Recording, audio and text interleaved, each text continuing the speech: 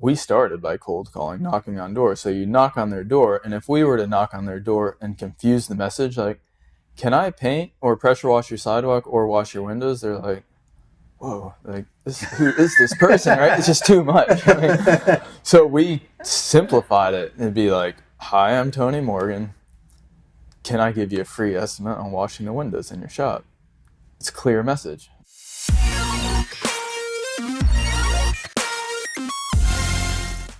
One of the questions that I was just looking around, who came from digging around, is somebody kind of gets to the end of where they want to run a business. And, I assume one of the options is, you could let one of your employees kind of ascend to running the business and you step away. Right. What would be the kind of pros and cons of that versus selling? Maintaining ownership, but maybe allowing an employee to step up and have that role.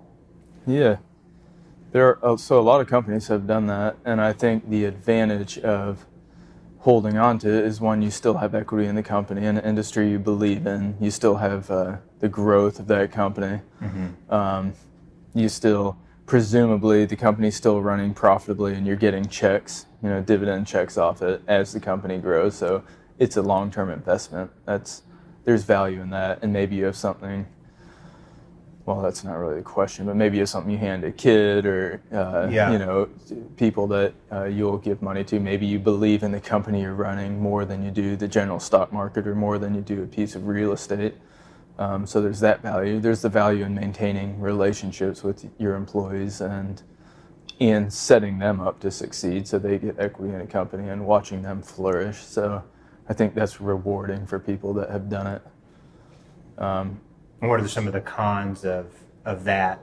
I think some of the cons, well, one of the main ones would be you've still got liability. You've still got a lot of eggs in that basket. So maybe if you've diversified your portfolio and you have other investments, and that's 20 or 30 or 40% of your net worth, and it makes sense. But if it's 90% of your net worth, which it is for a lot of small business owners, then maybe it would make sense to sell and diversify your investment so all your eggs aren't in that basket. But then the liability, if you're still holding a company, things are in your name, they're being done in your name, you may have liability, whether someone in our industry, window cleaning, someone falls off a building, the business could conceivably not be able to get insured. Have to deal with all the mess of that. Maybe there's an investigation. Maybe things weren't done right. People weren't trained right. So maybe there's not just financial implications. Maybe now there's more significant implications to the owner. So there's always a certain amount of liability, I guess, in holding on to a company. Okay. That would be a risk of holding a company. Right. Yeah. Is it realistic to think that you could really hand that over for a lot of business owners, and that someone would be able to step up and truly run it? I think that's always a question a business owner asks themselves. We didn't intend on selling. We were approached, and after we thought about it, it started sounding like a good idea, but we had the intention of someday I'll step away from this thing and someone else will run it. I never felt like it had gotten to that place. Felt like I was too important of a integral part of the system. The system needed me. The reality, when I stepped out and away from the system, it continued to do just fine, and it went on to continue to grow. So I wasn't as important or integral as I thought in the system. So I think there probably are business owners that could step away and give their people more autonomy, more authority to make the decisions. But maybe they've just never taken that step, and so they're scared to. Yeah. And so there's a certain amount of fear that can come with doing that. Yeah. Have I trained them with all the ability to run this? And then the ability, and this is as you grow, you have to have this ability. You have to be able to trust people, and you have to be able to trust people sometimes even when they make the wrong choice. And you have to let them make the wrong choice and learn from that wrong choice and them adapt. That's part of their experience. We do that. Business owners do that. They make the wrong choice, go in the wrong direction. Maybe waste a year or 6 months or 30 days or a bunch of money on some, like, we did that on this sign. So window washing routes, you drive around town and stop at all these locations and do windows. And so a cousin of mine had bought this sign truck and he was selling signs. You saw that? I remember when those were like a big thing. Yeah, they were a big thing, and you could buy these things for 35 grand or 40 grand, whatever price. And we were like, we're already paying our guys to go around the city and drive all around it. What's the risk in putting them in a sign truck? So we bought a sign truck, and but it was a whole different. So I flew out to Denver, drove that thing straight back here, and it was a nightmare. This sign truck had been made in. It had the scrolling signs. It had been made in China. It never worked. Nothing against China, but it never worked. And so then we spent another 7 or 8 grand retrofitting it with an American scrolling system. It never worked, so nothing on the American system wasn't any better. But and then it was a whole different system that was a distraction. You had to go sell these signs to other companies, so you needed a marketing team that sold the signs. Right. Then you needed to produce them. Then you needed to get them loaded into this sign truck. So it was a complete waste of months of time and probably 35 grand in money. But I think that's a really interesting topic, though. So to kind of follow up with that story. Okay. And I know you were making a specific point with it. Did I cut you off before you got No, carry on. I probably forgot my point anyways. Is how often or how do business owners kind of make one of those sidetracks? Yeah. Like, it seems like when they're looking over here, if we could kind of have this other little ancillary thing on the side that would be good, it might benefit the whole. But in reality, it just becomes a distraction. Yes. And how important is it to keep the main thing the main thing? Yes. Is part one of the question. And then part two of the question is there a point when it's like, okay, maybe we should diversify our service versus being really focused? It's a good question, and I don't know that I have the perfect answer for it. I'm just interested in your perspective on it. Entrepreneurs, by nature, will see something that they think is a moneymaker, and it'll get in your brain, and you'll be like, oh, I think I can do that, and I think I can do it better. And so your point of keeping the main thing is critical. And I think when you do find yourself going chasing a rabbit trail or some little business add-on that maybe sounded like a good idea, like the sign trucks, is having the humility that once you find that something's not really a great fit, instead of doubling down and insisting that you have to be right and maybe you just didn't perform that task right or you need to put more energy, having the humility to listen to the people around you, take a step back and say, did this work? Is it functioning? Is it doing what we had hoped it would for this business? And if it's not, getting rid of it. You see a lot of businesses do that, like businesses that have good brands that have lesser brands, and you see them flushing them or shedding them. It's because they want to do what you just said. They want to keep the main thing, and they want to keep the most profitable things they do, the core of their business. So as you're trying to grow a business, it's very important to talk to your team. And we did this later on in the whole growth of our company, where we sat down with the managers, middle managers, upper managers, and asked each of them, like, one was over residential, one was over industrial, call it, and we'd be like, what's the best thing that you do? Like, what customers do you have that are the best customers, that have the most profitable? What's the best use of your time? And each of them would have one or two things. It might not have been the same conclusion that we came to. And so hearing that and then putting marketing dollars in that thing that they feel is the best use of their time, and then watching that bloom was incredible. In my perspective, I think, and this is coming from like personal experience, things I've done, my nature. Right. And then what I see other people do around me that I interface with, and then, even observing, is I think it's really easy to over diversify Yes, in a service business. I agree. Yeah, absolutely. Because you're talking to a customer, and second customer is always better than first customer, right? Like Right. second purchase is always easier. And it's Right. like, well, they need another service, so we should just do that service too, and they need another service and do that service too. But when we're talking about building a profitable, sellable company, the more services you have, the harder it is to be more profitable. I mean, is that your experience? Is that like a It's a difficult question to have an absolute yes or no. I don't want to oversimplify it, but because we would have customers, the Navy base. We tried for years to get in with a facility manager at a Navy base, and he was like, the problem I have right here is I need these 2 garage doors replaced. And I was like, what does that have to do with window washing or pressure washing and painting, which were our core services? So I was like, it's not really something we do. Like, I'll connect you with the right people.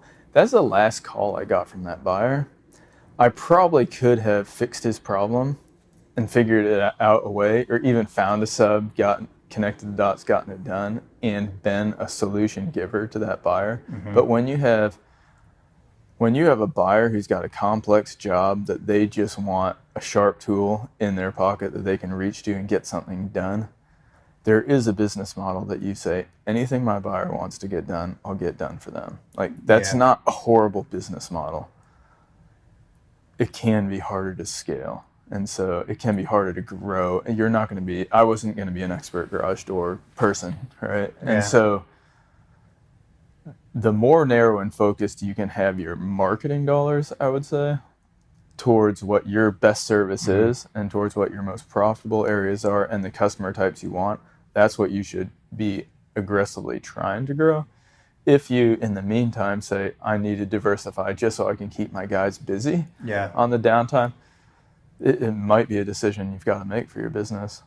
Like that with the Christmas tree light guys, like they have a season, right?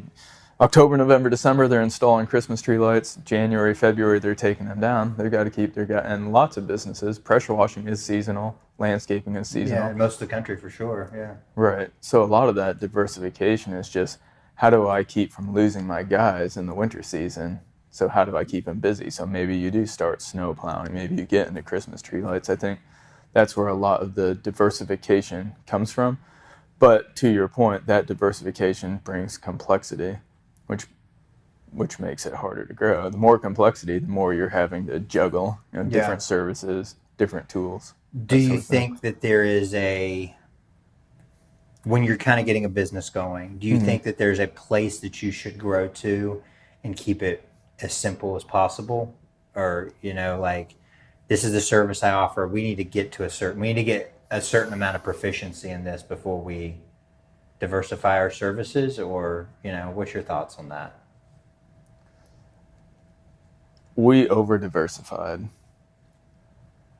The simpler your message is, the easier it is to market. So when the company started with my brother and his wife, they were handyman service and did everything. So when I came down, we veered more into the cleaning side and said, okay, we're going to be a window washing company, which is how we started out and branded that. So that message was easier to get across to a greater group of people and grow that. So I think a simple message that can be simply communicated is easier to grow. Yeah. It's, for example, on one of the Navy bases, like we then branded ourselves as a window washing kind of pressure washing company. Even though 60% of the revenue is coming from pressure washing, we were marketing the window washing side for whatever reason. So in this town, people thought of us as a window washing company. So then we would get painting jobs for the Navy base, and the buyer would be like, why is the window washing company here painting our building? Like, this doesn't make sense. So I mean, there's risks both ways. I don't think it's to be oversimplified for sure. Your brother shared a story a couple of days ago that you guys had actually taken on a auto painting. which was a big shift to get to work with the Navy base. It was, and it ended up doing well. Yeah, that's what he had said. It ended up growing that customer, and they're like, you guys came through, you gave us great product, great quality Yeah. in a timely manner, and so it did. It opened up a door that we had never really seen would open. Do you think that there's a difference? And I'm just listening to you because I totally agree. Like from a marketing perspective, Yeah. simplification wins. Uh-huh. It's easier to understand. I mean, you hit that on you. I 100% agree with your perspective. Yeah. The simpler a message is, the more direct, the easier it is to understand. Yeah. And that is the key of marketing, is understanding, right? Communication is, if people can't understand because it's so complex or so convoluted or so broad, Yes. they don't connect the dots. And then also, the more narrow and focused it is, the more focused you can be on the audience. Right. You know, so from both sides, it's much easier to market tight than it is to cast a really wide net. Yes. But that being said, so maybe, and I'm just going to kind of summarize what I kind of heard you saying. Sure. I don't Yeah. mean to interrupt, but No, you're not. I would like to hear the summary. is that on one hand, there is a difference than seeing shiny pennies, shiny objects, Yeah. and like, oh, I think that's a good idea. Oh, I think that's a good idea. Oh, I think I can make money over here. Oh, I saw so and so made money doing this in a similar business, and chasing things that make your business overly complex versus having strong clients or good clients and being the person that says yes Right. to build those long-term, profitable, stable relationships that ultimately are really good for your business. Maybe that isn't, some of the unique services you do for a client may not be scalable, but having long-term clients gives your business a lot of stability. Yes. So there's a difference there, right? There's nuance in being somebody who says yes versus somebody that just chases every idea they have. Is that fair? It is fair. And the simplicity of the marketing message, it affects your SEO, and we found that. We were doing window washing, pressure washing, and painting. It's hard to be number one on the search for SEO, search engine optimization. I'm sure most of your listeners have that complexity of, but if you're number one on the Google search, you're getting like 50% or 40% of the clicks. Like most of the traffic's going to that number one, and then most of the next traffic's going to number two, most of the next traffic's going to number three. So that hot spot of being the number one vendor that comes up in window washing or pressure washing or painting was really critical to us. But Google, Bing, all these entities, that how they analyze your website, they're going to ping it as one or the other. They're not going to say this is a window washing company, this is a pressure washing company. So now when you're trying to climb to be number one in window washing search engine, you're oftentimes losing ground in pressure washing, you're losing ground in painting. So your message not being focused enough is costing you on all three. So then all of a sudden you find yourself, well, we're marketing all three of these services, but we're number 6 in all three, because they're kind of that cost you a tremendous amount of traffic. Mm-hmm. So then you need to look at, well, which one of these is getting the most traffic in my area? And I forget, for us it was probably, I should know this because I was the marketing guy. It's been a little while. Yeah, it was probably pressure washing, let's say. Okay. So we wanted to be number one in the pressure washing. Yeah. So we would focus our marketing dollars, our SEO, all that, and that's our toe in the door. And then we can offer these other services, these other sub-services to people. They don't think painting is too far off from pressure washing. They don't think window washing is too far off from pressure washing. So most of these customers, once we get the foot in the door, they've Googled us, they've found us, now we're working for them. They don't mind us doing these other upsells. So then we're cleaning their gutters, then we're pressure washing their driveway also. But singleness of focus in marketing is very helpful. And knowing what your best service is very helpful to that. And so listening to your guys, doing your research, figuring out what are people searching for in your area, figuring out what in my company right now is producing the most amount of profit, and maybe that's the area you're gonna target in your marketing. Maybe it's not, because maybe the most profitable area only gets 2 or 3 searches on a website. So, well, that's not the thing you're going to target. Yeah. You're going to target something you can get your foot in the door that has more activity on it. I think we mentioned this in a previous episode, but there is a crossover point. Imagine like a Venn diagram Okay. between marketability, of what the client wants, scalability, something that you can grow into. Again, it's not so overly complex or overly Right. individualized, and also profitability Right. of the service, because those things may not all be the same. Like I see a lot of businesses, they come up with ideas that are very scalable, but they're not very marketable, or they're in a lot of demand, but there's not a lot of profit, Yeah. And so I think it's kind of, balancing what that is. And then also there's a difference between first sale and second sale with a client. You may find that it's like you were talking about, where the demand is, where the marketability is in one certain thing. That's where all the traffic, Right. the attention is. But that's how you get your foot in the door. That's right.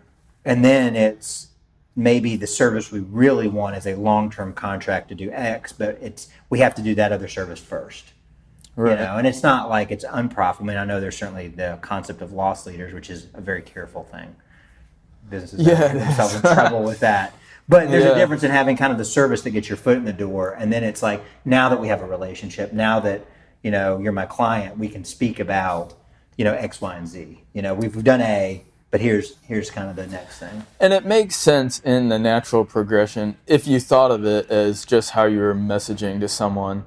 If you walked in and you're cold calling and you're there in front of their face for the first time, like this person doesn't know you from Adam, right? And you walk in their door. We started by cold calling, knocking on doors. So you knock on their door, and if we were to knock on their door and confuse the message, like, can I paint or pressure wash your sidewalk or wash your windows? They're like, whoa, like who is this person, right? It's just too much. Right? So we simplified it and be like, hi, I'm Tony Morgan. Can I give you a free estimate on washing the windows in your shop? It's a clear message. And the person's like, well, someone's already doing my windows. And you look at the windows, they're filthy dirty. Yeah. Oh, are you happy with that? Like, how do you feel? Feel like you're getting your money's worth? And if you could make them like smile and engage with you, then maybe they'd take a quote from you. And then you'd be like, well, it's $20, so I'm paying my guy $25. Yeah, like I'll give you a shot. And then you do it right there and then. And then I can see how them. They look great. Thank you. Like, can you come back and do it? So that would be like building traction, building rapport, building a relationship. It wasn't too much of a message. Too much of a message limits the ability to sell anything because it's too confusing. Yeah, but once you've done that a couple of times, then you can come back and say, "Hey, I noticed, all the sidewalks, all the walkways. That's right. Somebody cleaning those for you. It looks like, I think we could make those look nice. Would you like a quote on that?" That's right. And it's that natural progression. I think a lot of people do this naturally, but I also see it's also an easy thing to miss and make overly complex. It is. And it's easy to make overly complex on your marketing strategy for that same reason. Yeah. Like I've seen the side of someone's truck and it's got a dozen services and you're like, they're not going to do any of those well. Because that's exactly what I was thinking. Yeah. That's the first impression you get is like, well, if you do that and that and that and that. I'm just trying to think. I saw one the other day and it was so diversified that it confused me. Uh-huh. Like they seem like it's such odds, but then I read the name and it was like they do like these total renovations, and I was like, oh, I guess those are all part of like a renovation. I guess that does make sense. But when you just read the list of services, you're like, it's too much. They're probably not good at any of those things. Right. Yeah. So. Yeah. One of the vendors I use regularly on different remodel jobs and on the house here, like is a seamless gutter guy, and I was sitting behind him on this. We were driving into this neighborhood to look at the Christmas lights, and I was sitting behind him, and it was just seamless gutters and his phone number. And I'm like, I need seamless gutters, so I called him up right there. Yeah. He's done a handful of jobs for me, and his number's stuck in my phone. A simple messaging, simple results, a solution for someone that's looking for that is probably better marketing. And on top of that, and like the last point we'll make on this, we don't have to keep circling the wagon, is the perception of specialists is more valuable than the perception of generalist. That's true. Absolutely. Yeah. If you think of the handyman service, they're usually advertising a dollar, yeah, a dollar per hour that they're willing to come in and do handyman service. They'll hang up your picture. They'll fix the railing on your deck. They'll maybe clean your windows, but you never think like, I'm getting the best deck builder, or I'm getting the best window cleaner. You think you're getting someone that does an okay job for a cheaper price. Yeah. And for growing a company, I don't think you necessarily want to be advertising you're the cheapest person. It's a tough game to play. It is. It's tough game to play. There's an old saying, somebody famous said this, so you have to excuse me for not knowing the quote, but it is, there is no benefit to being the second cheapest. If you're not you being cheap but not the cheapest, there's not a lot of benefit in that. Interesting. But there is a lot of benefit in being the most expensive.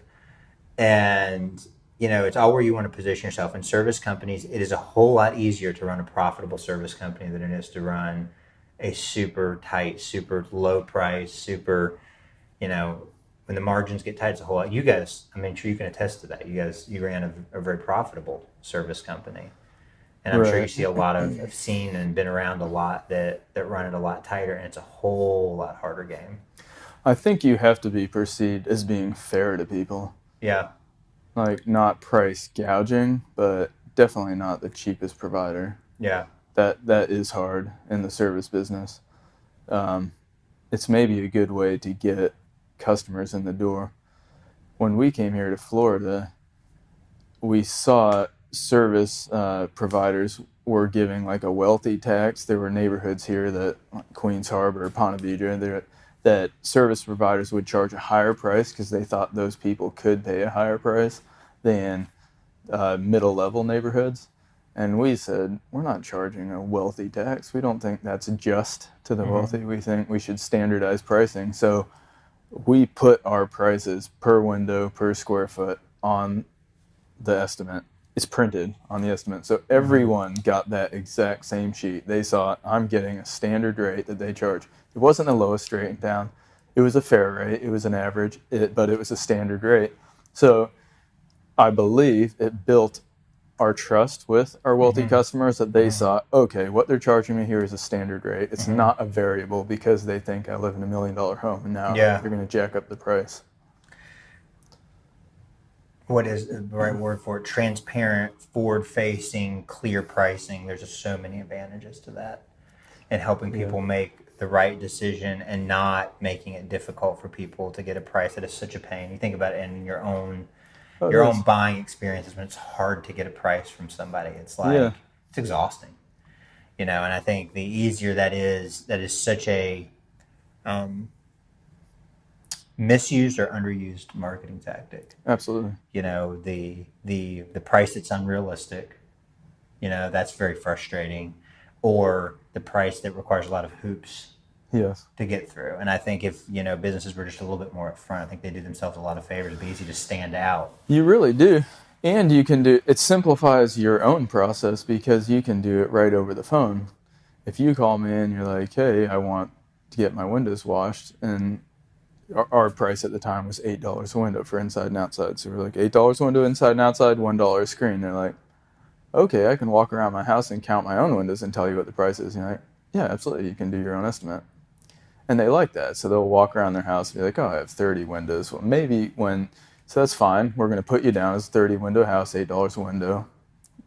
Let's call it $240 or whatever. Hopefully I did the math right. No, you're good, I think. So they had a basic idea of what you were coming out. So instead of having to send an estimator out there, now you're just sending a tech. And you're like, the tech's going to verify your window count. So maybe they missed one on the garage. Maybe they didn't count the transom window. Maybe they had two windows side by side that they counted as one. Well, that's two windows. And you go through the reasoning with them. But you're there to do the job. You're not sending an estimator. So you're not wasting one more trip to that house. So that was the other ability to kind of scale it, I guess, or grow it, is when a new customer calls, they were given a standard rate. They know basically what you're charging when you show up. They trust that. You walk it with them at the beginning of the job, verify the price, you do the job. Yeah. Save a trip. So you cut down on your cost there, on acquiring a customer. Yeah, it's good advice. Good advice. Okay, cool. I think that pretty much wraps up everything we could talk about on that. So. Okay. All right.